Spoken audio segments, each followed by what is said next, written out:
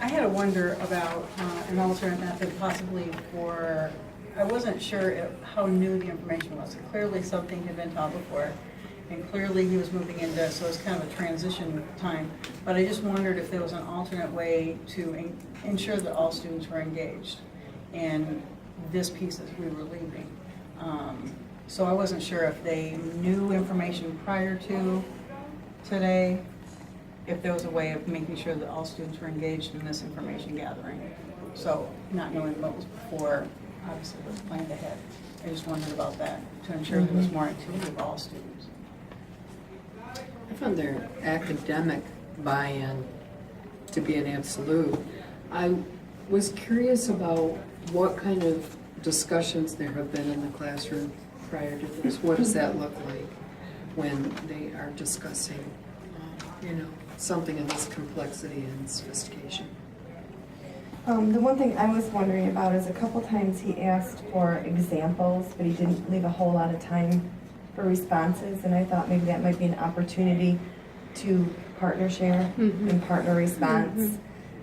Even if he didn't ask for anything, but just have them turn, say ones, turn twos, and what are the poems or the poets that you can, I thought he did a phenomenal job, so if I had to pick something, that would be what I would pick.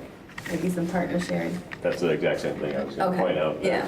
Clearly, everyone's engaged. It's Right. an honors class, so that's where they don't need much training. Right. And just giving answers, they aren't going to get off topic a whole lot. Right. But also with that honors, maybe they could very capable of talking about it with the partner, and then just get a little more actively Yeah, I think that's what I put more in depth. with that.